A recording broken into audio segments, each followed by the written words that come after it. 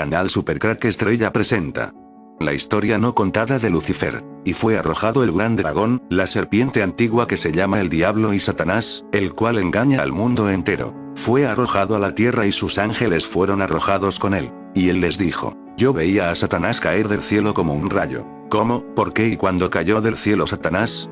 Respuesta: la caída de Satanás del cielo está descrita en Isaías 14, 12, 14 y Ezequiel 28, 12, 18. Mientras que estos dos pasajes se refieren específicamente al rey de Babilonia y al rey de Tiro, ellos también se refieren al poder espiritual que estaba detrás de esos reyes, Satanás.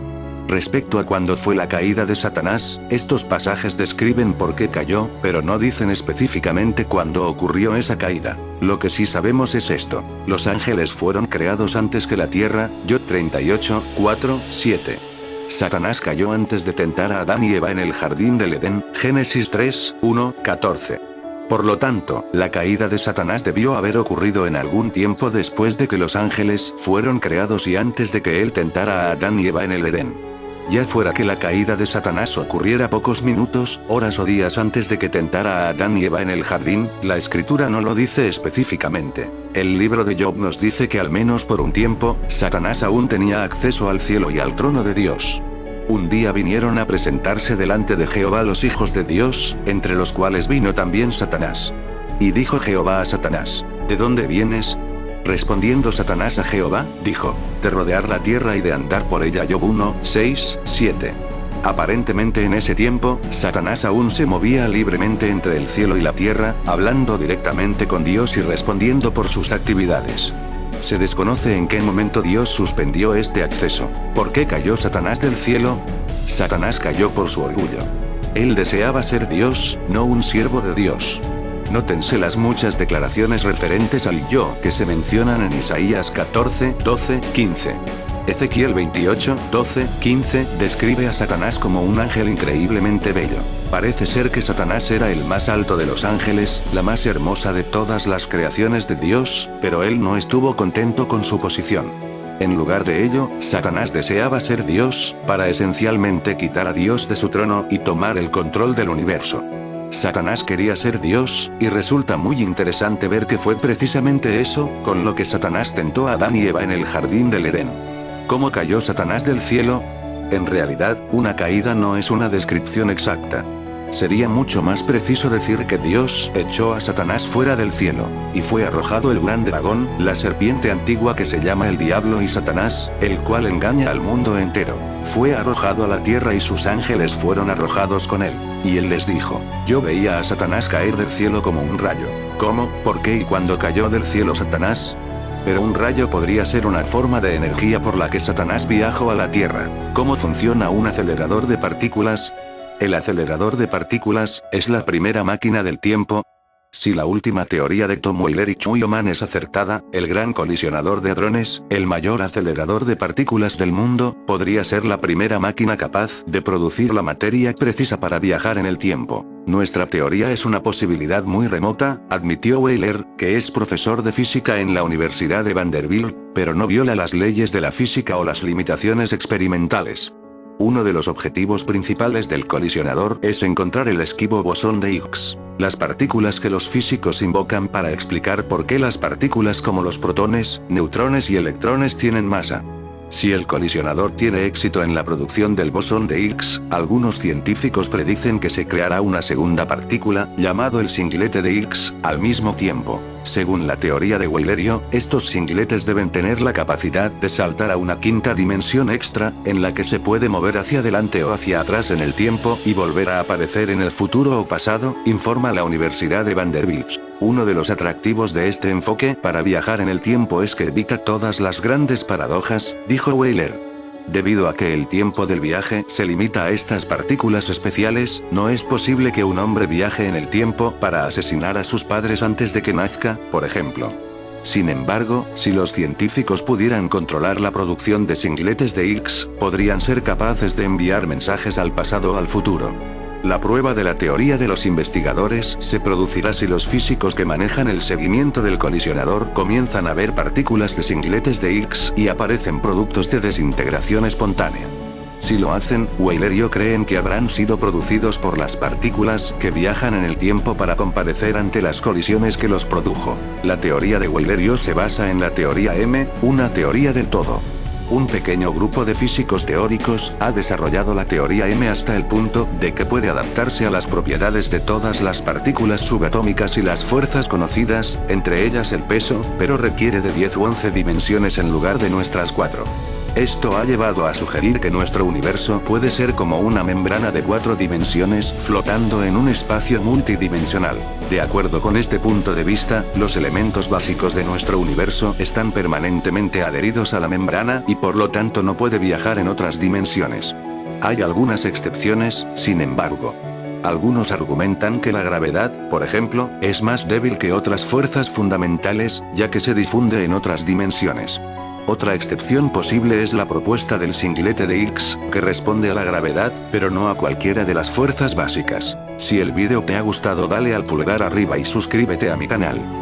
Supercrack Estrella presenta una historia dentro de una historia en la serie True Detective. La historia que cuenta cómo en el año 1889 mediante magia negra y la tecnología de Nikola Tesla abrieron un portal dimensional. En Francia, que el no famoso en aquella época Van Gogh dibujó, y que el escritor todavía no famoso Robert William Chambers escribió en su Rey Amarillo. La serie True Detective esconde toda esta historia que ocurrió en el año 1889, el año que Van Gogh dibujó su Noche Estrellada, que fue la plasmación de ese portal dimensional abierto. Contaré la historia nunca contada de dos grandes genios. Año 1886 Robert W. Chambers y Van Gogh se conocieron en París. Desconozco cómo ocurrió, pero los dos compartían su afición por la pintura. En los libros de historia no se cuenta nada de que estos dos genios se conocieran, pero es que esta historia jamás la encontrarás en ningún sitio. Los dos fueron amigos y por alguna razón encontraron un gran secreto que no podían contar ni revelar a nadie. Este secreto tiene que ver con portales dimensionales y puertas que se abren hacia el antimundo. Este antimundo tendría una relación muy estrecha con el color amarillo, así que estos genios encontraron una forma de revelar y contar al mundo este gran secreto que compartían. Y a través de sus cuadros Van Gogh y sus relatos de terror Robert W. Chambers contaban todo eso que ellos conocían y no podían contar. Van Gogh dibujaba una y otra vez cuadros de color amarillo, mientras que Robert W. Chambers escribió uno de los relatos de terror más famosos de la historia, El Rey Amarillo. Muy de moda con el tema de la serie True Detective. La serie menciona en muchas ocasiones al Rey Amarillo y carcosa cosas que Robert W. Chambers escribió en su Rey Amarillo. Los personajes de la serie True Detective son Van Gogh y Robert W. Chambers. Pero Van Gogh quiso dar un paso más y dibujó su cuadro más famoso, La Noche Estrellada, con esas extrañas espirales en la noche que todos los entendidos quieren explicar, pero que en fondo no tienen ni la más ligera idea de qué son esas espirales. Porque de verdad, ¿qué explicación puede tener esas espirales? ¿Quién de verdad alguna vez pudo ver espirales en el cielo? Nadie. Empecé a ver este gran secreto que conocían Van Gogh y Robert W. Chambers, de forma casual. Un día encontré un video en YouTube sobre una espiral que apareció en la noche del año 2009 en Noruega. En el video hablaban desde ovnis a portales estelares, al famoso A, un largo etcétera. Entonces realicé algo sencillo, puse en el buscador Google espirales en la 9 opción, encontré espirales de Van Gogh cuadro La Noche Estrellada, ahí estaban en el mismo cuadro de Van Gogh las mismas espirales de Noruega del año 2009. Ahí encontré algo para investigar y todo tenía sentido. Es un misterio saber cómo estos dos genios Van Gogh y Robert W. Chambers conocían todas estas cosas, pero esas espirales eran portales. Puertas que se abren para entrar en otra dimensión, quizás el reino del Rey Amarillo como el relato de Robert W. Chambers, o quizás como esos cuadros que pintaba Van Gogh todo de amarillo, muestran un mundo oculto que no podemos ver. En ese año 1889 se abrió una puerta hacia otra dimensión, formando una gran espiral que Van Gogh dibujó en su cuadro La Noche Estrellada. Para inmortalizar ese momento, por esa puerta entraron seres del antimundo. Esto es lo que encontré que ocurrió aquel año. Leer, porque esto es la historia oculta que nos querían contar Van Gogh y Robert W. Chambers. Y que la serie True Detective cuenta de forma invisible, solo con pistas. En esta historia se puede ver el anuncio de Satanás de la llegada de su reino a nuestro mundo. La Noche Estrellada dibujada por Van Gogh el día que estas puertas se abrieron para la entrada de este reino que durante más de 200 años domina este mundo desde aquel día.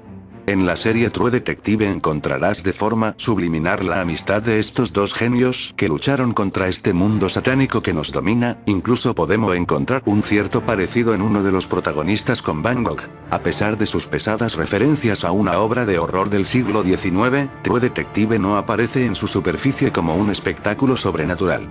Pero el polémico final del show es particularmente brillante si lees toda la temporada como una batalla entre dos hombres y una poderosa entidad sobrenatural. Si no quiere que sea spoilers, no continúes viendo esta historia, pues a lo mejor quieres ver la serie continua. True Detective ha sido un espectáculo sorprendente de varias maneras.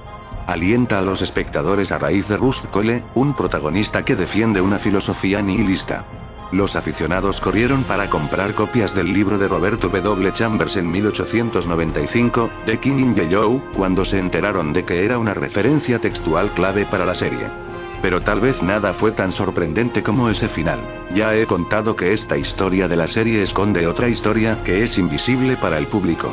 La historia de Van Gogh y Robert W. Chambers, falta saber quién es el Rey Amarillo, seguramente es Nikola Tesla el que realizó aquel experimento del año 1889. Los televidentes han llegado a esperar ciertas cosas de sus finales. Ellos esperan torsiones. Ellos esperan que se contesten ciertas preguntas. Esperan un refuerzo de los temas del programa. No estoy seguro de que alguien esperaba que Rust Cohle, el detective que es Van Gogh en la otra historia invisible, emergiera de su calvario con un firme sentido de espiritualidad y un sentido de que todo estaba bien con el mundo. Fue una de las razones por las que, después del final de la temporada, nos preguntó, ¿qué tipo de final es eso? El despertar espiritual de Cohle se sintió abrupto. Después de la apertura del portal dimensional, o tal vez un diablo abrió ese portal, el giro de Cohle no parecía encajar con el resto de la serie. Fue True Detective tratando de decirnos que la pequeña victoria de derribar a Errol Childress representaba el poder de la luz sobre la oscuridad. No podía decir que el final no fuera efectivo. Funcionó en mi cerebro mientras trataba de romper cómo todas las piezas encajan. Pensé en el libro de Chambers y en la historia de The Killing Joke. Pensé en H.P. Lovecraft, cuyos escritos fueron inspirados por Chambers y que escribió sobre las fuerzas cósmicas indiferentes y la culpa heredada. Volví y vi la temporada otra vez, viendo cómo los episodios jugaron en estrecha sucesión. Comencé a preguntarme, ¿y si algo realmente sobrenatural le pasó a Rust en Carcosa, pero era algo siniestro? Las piezas comenzaron a hacer clic en su lugar. Me resisto a decir que hay una lectura absoluta de True Detective. Es una demostración altamente textual, y hay mucho que leer en ella. Además, estoy confiando en el texto, mientras que algunos comentaristas señalan que ciertos aspectos de mi análisis son explicados de manera diferente por los productores. Sin embargo, los eventos del final que parecen extraños o decepcionantes, tienen mucho sentido si lo ven como un espectáculo sobrenatural, cuya verdadera naturaleza nunca es revelada a nuestros protagonistas. Un sacrificio de sangre en Carcosa. La idea del Rey Amarillo como una entidad sobrenatural también ayuda a explicar los eventos del clímax final. Mientras Rust persigue a Errol hacia el altar, Errol llama a Rust pequeño sacerdote, sugiriendo que Rust está abrazando algunas verdades genuinas. Cuando Rust llega al altar, mira hacia la claraboya y vislumbra algo cósmico, la apertura de Carcosa. Las vislumbres de Rust se explican como alucinaciones inducidas por fármacos, aunque él afirma que no ha experimentado tal alucinación desde que dejó de consumir drogas. ¿Rust finalmente ve la verdadera naturaleza del mundo en ese momento? ¿Es su aparente conversión espiritual una forma de locura? Realmente sospecho que lo que sucede a continuación es más significativo. Si eres como yo, cuando Rust sacó el cuchillo de su intestino, gritó en la televisión, no hagas eso. Después de todo, el arma está ayudando a mantener la sangre dentro de su cuerpo. En su lugar, Rust derrama su propia sangre en el altar del Rey Amarillo, efectivamente haciendo un sacrificio a la entidad. Inmediatamente después de hacer ese sacrificio de sangre, Rust se oscurece y tiene su despertar espiritual. Cuando vuelve a despertar en el hospital, ya no es el hombre malo que era y ya no es una amenaza para el Rey Amarillo. A raíz del sacrificio de sangre de Rust, el Rey Amarillo ejerce poder sobre Rust y lo convierte en exactamente el tipo de persona que Rust denigró una vez, una persona en paz. Después de que Rust describe su experiencia cercana a la muerte a Marty, Marty le recuerda a Rust que solía mirar hacia el cielo y contar historias sobre las estrellas. Es otro interesante pequeño sacerdote momento para Rustel hilando historias sobre las estrellas brillantes, cuando el Rey Amarillo está vinculado al surgimiento de las estrellas negras. Rust ahora ve eso como la historia más antigua, luz contra oscuridad. Marty levanta la vista y responde, me parece que la oscuridad tiene mucho más territorio. Pero cuando los dos hombres regresan al coche de Marty, Rust termina con una vez que solo había oscuridad, si me lo preguntas, la luz está ganando. ¿Debemos creer este nuevo optimismo? Es interesante que, en el siguiente disparo, vemos el cielo nocturno que Marty y Rust estaban discutiendo. ¿Qué vemos? Sin estrellas. De hecho, la única luz que vemos en esta escena no es cósmica, es de iluminación hecha por el hombre. Rust no puede realmente ver la verdadera luz cósmica porque está escondida en la contaminación lumínica, oculta por la luz humana tal como la verdadera lucha contra el Rey Amarillo se oculta detrás de la religión humana. Rust puede haber marcado un punto contra el Rey Amarillo, pero parece que la entidad cósmica ha derribado a Rust del tablero de ajedrez.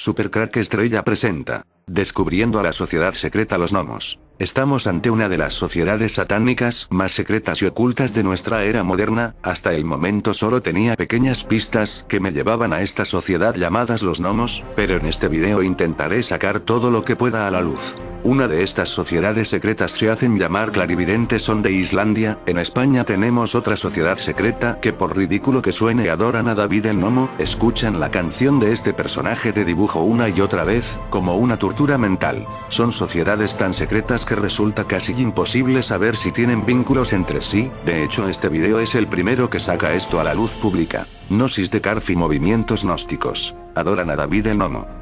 Repiten esta canción 255.500 al día. Una gran variedad de gnomos y duendes. Existe una variedad increíble de duendes, entre ellos se cuentan los tardos y los trasgos, quienes se han adaptado al mundo moderno con un notable éxito y de quienes es fácil sufrir sus bromas y agresiones.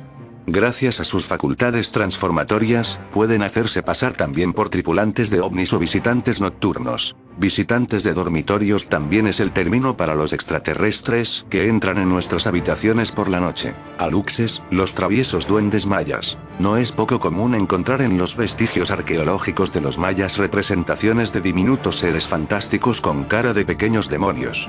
Se trata de los aluxes, pronunciado aluses, los duendes mayas. Estos extraños seres, plasmados casi siempre con rasgos reptilíneos, forman parte de una muy antigua tradición.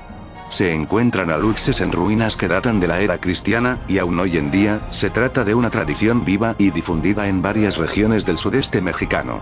Así encontramos a los aluxes en la península de Yucatán, chaneques en Veracruz y Tabasco y los churucos en Chiapas. Lógico, existe cierta relación con los duendes del viejo continente, como los de Irlanda. Los aluxes tienen fama de juguetones y traviesos, aunque también pueden causar enfermedades e incluso la muerte. Un guardia de la zona arqueológica de Chichén Itzá nos relató cómo trabajaban los aluxes dentro de las ruinas de 11 de la noche a 2 de la mañana. Cierta ocasión, antes de la medianoche, el guardia hacía su acostumbrada ronda por el llamado viejo Chichén, cuando oyó una risa como de un niño que por momentos parecía acercarse.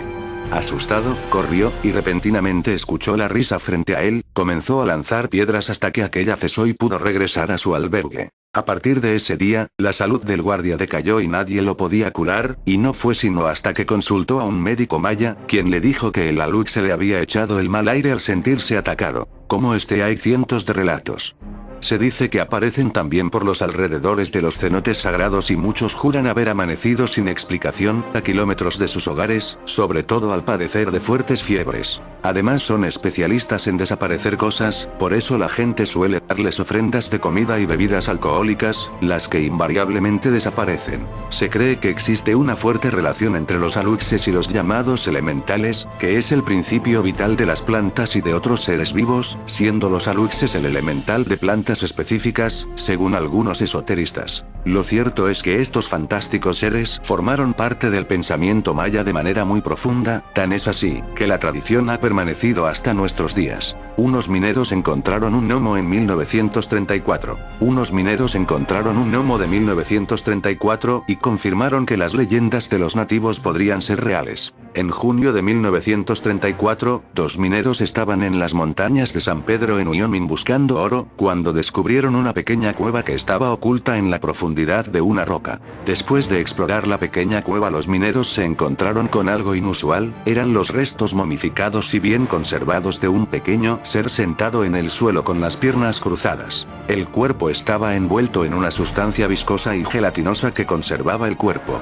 El cuerpo tenía una nariz plana, todos los dientes y las uñas parecían las de un anciano. El misterio del humanoide. Fue considerado particularmente interesante este descubrimiento, ya que los nativos americanos tenían mucha cultura en su folclore acerca de los pequeños espíritus de los pequeños hombres de la región que habitaban en el bosque. Estos seres, según ellos, tenían poderes mágicos relacionados con las capacidades para curar que tenían, pero fueron usados con fines beliciosos ocasionalmente, principalmente por los mismos nativos. Mientras que hay algunos que intentan argumentar que este descubrimiento es un fraude muy bien preparado, muchos otros científicos que visitaron la zona con el deseo de poder examinar a la pequeña criatura, que fue apodada cariñosamente por Pedro, sugirieron que era conveniente realizarle algunas pruebas. En los años que siguieron, lo examinaron y estudiaron, llegando a la conclusión del pequeño humano, era un adulto de entre 16 y 65 años de edad, temían que fuese un bebé recién nacido, pero los dientes estaban formados muy bien y en su estómago había tenido carne cruda. En los rayos X se desveló que Pedro habría tenido una muerte violenta, muchos de sus huesos estaban rotos y había un considerable daño en la columna vertebral y el cráneo. Todos estos hallazgos parecían plantear más preguntas, algunos sugerían que era un ser humano, otros decían que podía ser un ser extraterrestre de algún tipo.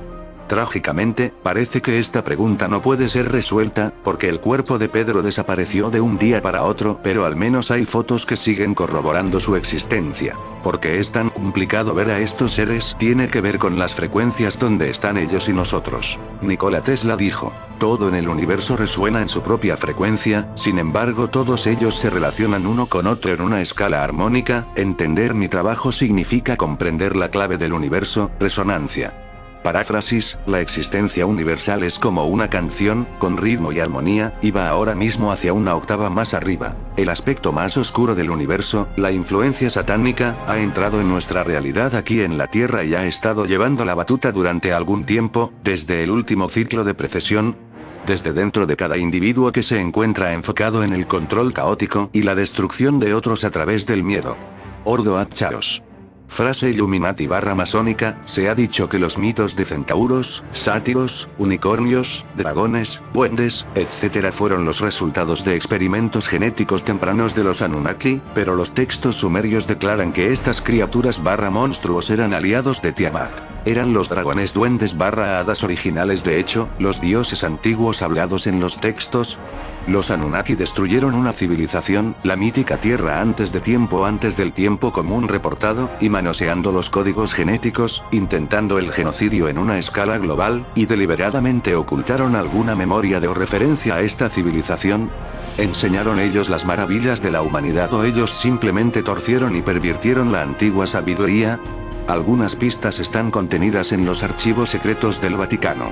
Sin duda alguna había esclavos fugitivos clandestinos, escondidos en las cavernas de la Tierra, y también otros sobrevivientes que habían escapado de las mal bienvenidas atenciones de los Anunnaki y sus programas de reproducción en cautiverio. Los textos nos dicen que también habían renegados Anunnaki, y se especula que Enki mismo puede haber regresado al mundo subversivo.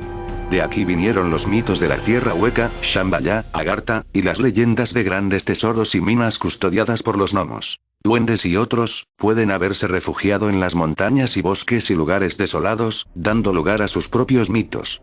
Cuando el mundo estuvo cada vez más bajo la influencia de los Anunnaki, muchos de estos también pueden haber huido debajo de la superficie. Está bien documentado que hay inmensas redes de túneles y grandes cavernas bajo la Tierra, algunos causados por actividad volcánica y algunas de origen artificial. La construcción de una carretera en la península Alfanes, en el suburbio de Reykjavik de Islandia, fue suspendida temporalmente porque podría presentar una amenaza a la vida de los elfos y pequeños duendecillos invisibles. Además del ambiente, en 2007, se realizó una encuesta, la cual reveló que el 54% de los islandeses no niegan la existencia de estos seres como los duendes y elfos. El 8% cree en ellos directamente, y el 3% afirma haberlos encontrado personalmente, según su reporte.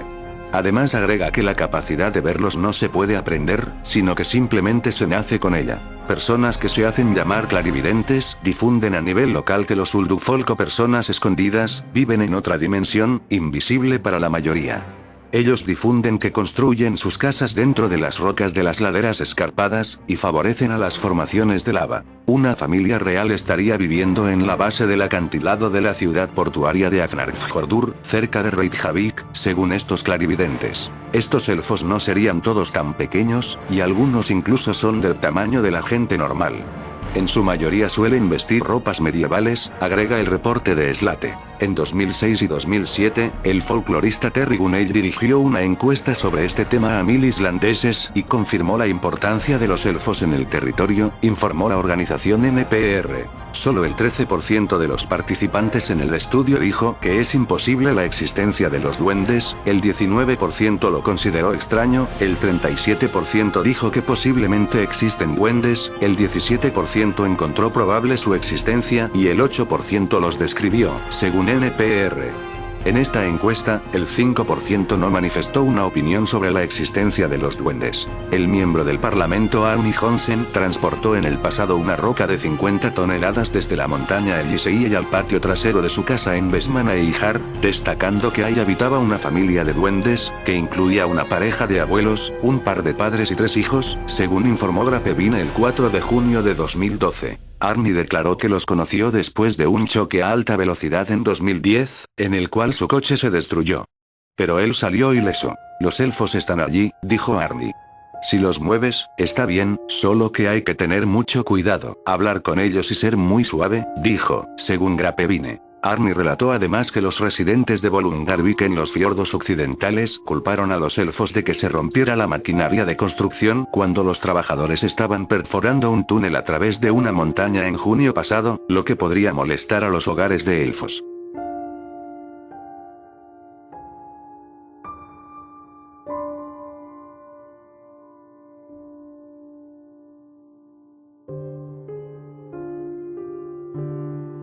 Supercrack Estrella presenta OVNI escoltando al avión que trasladó a Donald Trump. Tengo la impresión en mi canal que la era Donald Trump empieza plagada de misterios y de cosas flipantes que en este video de Supercrack Estrella desvelaremos. El fenómeno paranormal parece seguir al nuevo presidente, o por lo menos fenómenos raros de narices. Empecemos. Un ovni escoltando al avión que trasladó a Donald Trump. Existen muchos rumores que indican una estrecha relación entre el gobierno de Estados Unidos y seres de otro planeta. Y los hay de todo tipo, desde los que aseguran que alienígenas trabajan en el gobierno yanqui a los que plantean que se hacen reuniones interplanetarias para decidir nuestro futuro. Esta vez, sin embargo, se trata de más que un rumor. Un video muestra cómo un ovni sigue de cerca al avión que trasladaba al nuevo presidente de Estados Unidos, Donald Trump, desde Nueva York hasta Washington DC. El material fue filmado en vivo el pasado 19 de enero por el canal de noticias Fox News, lo cual hace prácticamente imposible que alguien haya realizado retoques en las imágenes originales, que es el argumento por el cual normalmente se desestiman estas pruebas. Son dos los momentos en los que puede verse objetos no identificados en el video. El primero es en el minuto 1:50. Después del despegue del avión oficial, un objeto con forma ovalada aparece y desaparece rápidamente. El segundo, en el minuto 2:55. Esta vez el objeto toma una velocidad mucho mayor a la del avión y lo pasa por al lado. La segunda historia tiene que ver en cierto modo con la primera, se trata del guardaespaldas de Trump, el hombre que tiene las manos cosidas, porque el tío se tira horas en la misma posición. El guardaespaldas de Trump parece también un señor de lo más extraño, una especie de albino con la cabeza rapada. No digo que sea un extraterrestre, pero raro es. La extraña postura de las manos de un agente del servicio secreto durante el desfile inaugural desató las teorías en las redes sociales. Sospechoso parecido entre el discurso de Trump y un villano de Batman. La toma de posesión de Donald Trump como presidente de Estados Unidos, el pasado sábado, dejó muchas imágenes para la posteridad. La visible incomodidad de Michelle Obama al recibir el regalo de su sucesora como primera dama desató una oleada de solidaridad, y todos fuimos Michelle. El discurso inaugural del magnate tampoco dejó indiferente a nadie. Las redes no pasan una y detectaron, rápidamente, que sus palabras más emotivas parecían inspiradas en las de un villano de Batman. Y eso por no hablar de las pancartas anti-Trump de la marcha de mujeres. Esa mujer preguntándose cómo podía seguir protestando por lo mismo en el siglo XXI llegó al corazón femenino de todo el mundo. Pero hubo un detalle que no pasó desapercibido a los internautas más observadores, y que desató un gran debate en las redes. Durante el desfile, el guardaespaldas del recién estrenado presidente caminaba detrás de Melania con una postura forzada que mantendría durante horas. Brazos doblados, una mano tocando la otra, dedos extendidos. La pregunta asaltaba a los testigos del momento. ¿Serían falsos los brazos de la gente? Una publicación en Igur circulaba por internet. Sus manos se mantuvieron exactamente en la misma posición durante horas, explicaba el autor, que especulaba con una posible respuesta al misterio. La razón por la que creo que lleva brazos falsos es que puede esconder un rifle automático en posición lista para disparar bajo el abrigo. Pero ojo, una observación más detallada desmonta la teoría de las prótesis. La postura es forzada, sí, incluso los dedos parecen demasiado grandes, demasiado rígidos. Pero se mueven. Hacia el minuto 2:45, el guardaespaldas hace un ligero movimiento de pulgar que confirma que sus manos son reales. Un poco ortopédica. Vamos a por la tercera historia, esta también va de manos. La enigmática foto de una comida de la familia Trump. Una instantánea en la que aparece el presidente electo de los Estados Unidos con su hijo pequeño y su mujer causa revuelo en Twitter. Un efecto óptico ha convertido en viral una foto de Donald Trump y familia, en la que el actual presidente de Estados Unidos aparece disfrutando de un lujoso desayuno junto a su esposa, Melania, y su hijo, Barron. La imagen no es nueva y ya se había analizado en detalle. Trump aparece trajeado mientras el resto de las personas de la foto aún mantienen el batín. Sobre la mesa hay una especie de cáliz con fruta, que desde lejos da la sensación de ser hostias consagradas, la ostentosa decoración rococó, pero es otro el detalle que ha despertado el debate en la red y ha acabado por convertir ahora la foto en viral. ¿Ves tú algo inquietante o extraño en la imagen? No son pocas las personas que han creído ver una mano que aparece de debajo de la mesa para sujetar al hijo de Trump. Aunque todo apunta a que se trata de un efecto visual y Barron, de 10 años, simplemente está sentado sobre sus talones, en las redes sociales existen hilarantes teorías.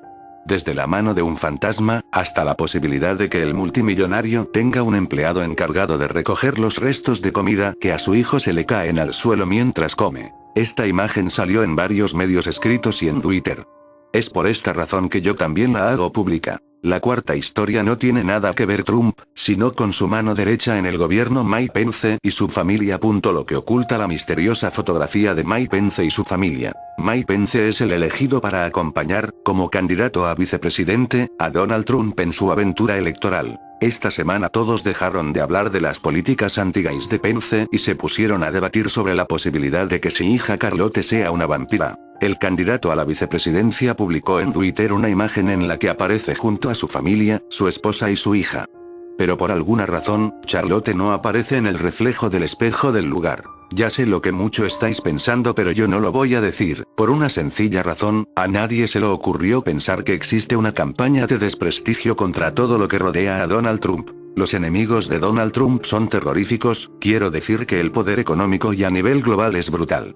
Quizás alguien manipula todas estas imágenes para hacernos pensar lo que no es. Fijaros en todas las personas que están en contra de Donald Trump. Muy poderosas. ¿Por qué no pensar que todo apunta a hacer creer a la gente lo que no es? Piénsalo y un saludo.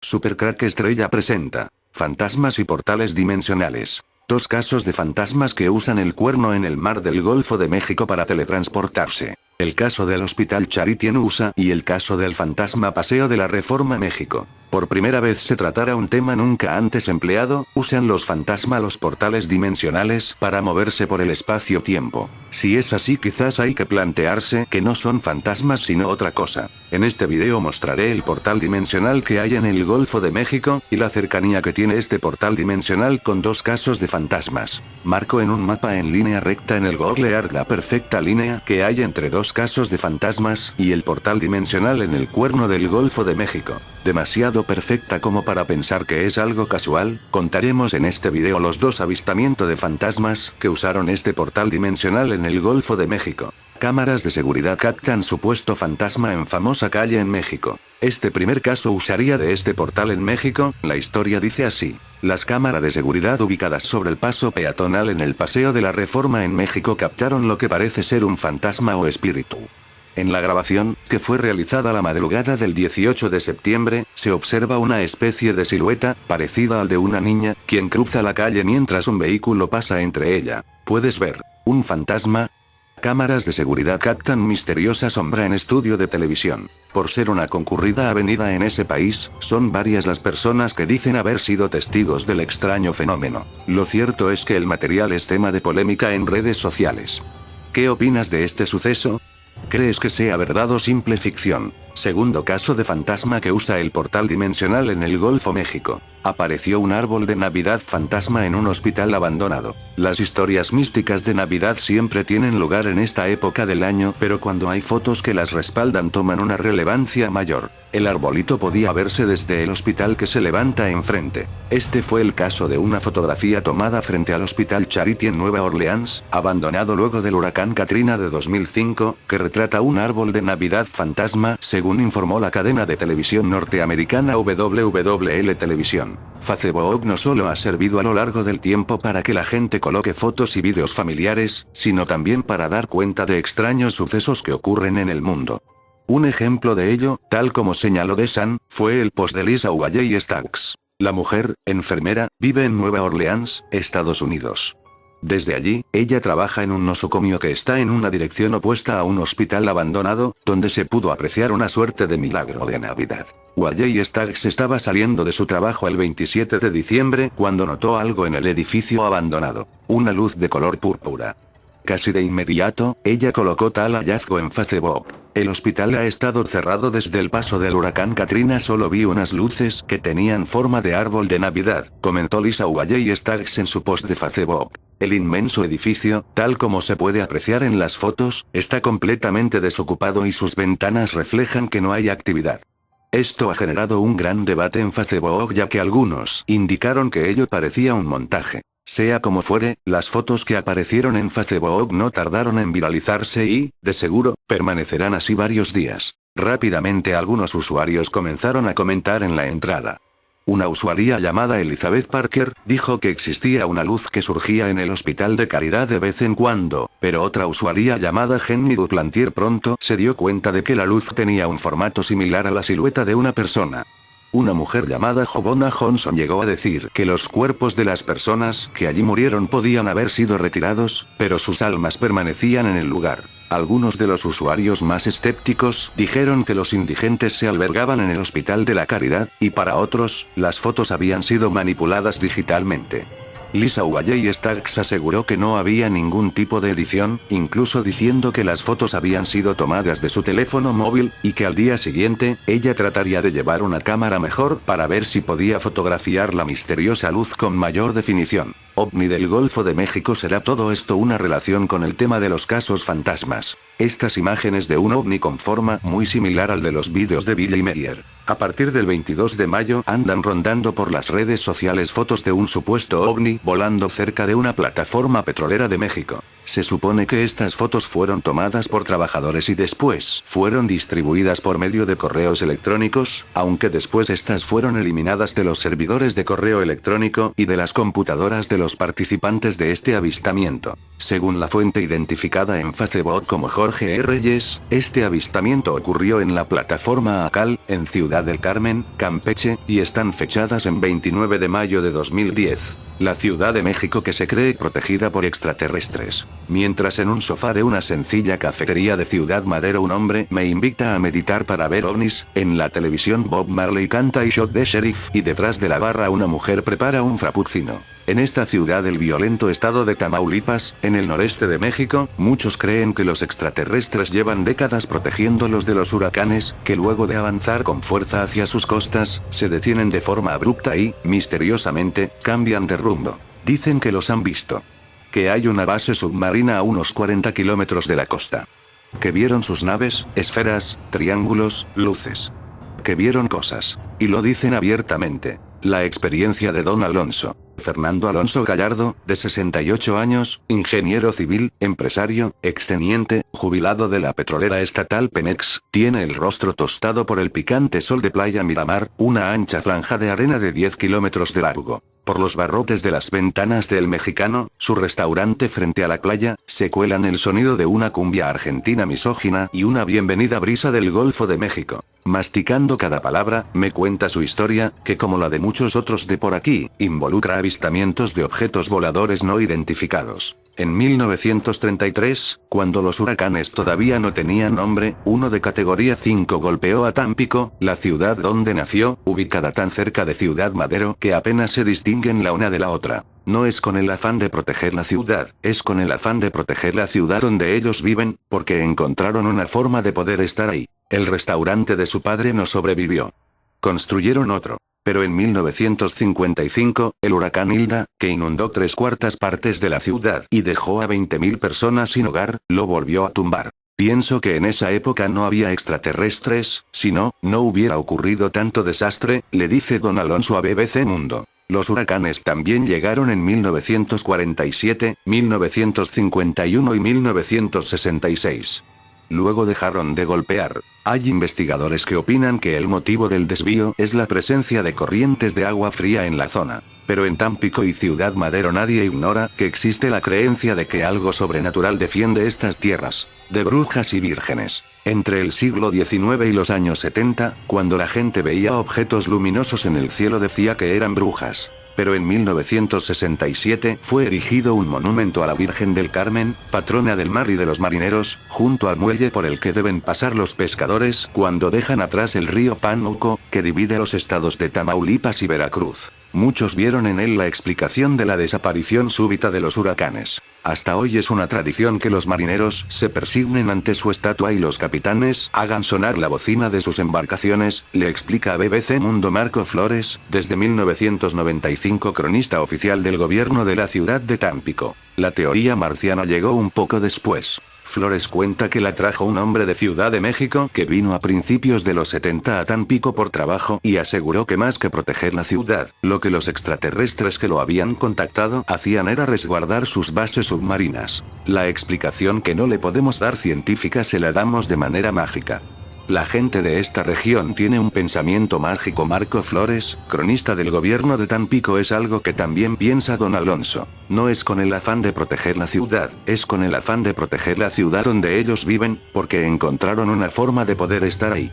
Don Alonso vio su primer ovni en 1983. Un disco de 60 metros de diámetro con luces amarillentas. Esto ocurrió en la punta del malecón que sirve para separar el agua verde del Golfo de México del agua achocolatada del río Pánuco. Ese, dicen los que creen, es el mejor lugar para ver cosas. Aluminio, hierro y cobre. El punto de encuentro de los creyentes solía ser una cafetería en la tienda Walmart, pero a la mujer que la atendía le dejó de gustar que se hablara tanto de ovnis. Así que los miembros de la Asociación de Investigación Científica OVNI de Tampico encontraron refugio en el restaurante Bambino de Ciudad Madero. Allí esperan turno para narrar sus experiencias. En la cabecera de la mesa, Eduardo Anguiano Ortiz, de 83 años, habla sobre el libro que publicó el año pasado, de ovnis, fantasmas y otros sucesos extraordinarios.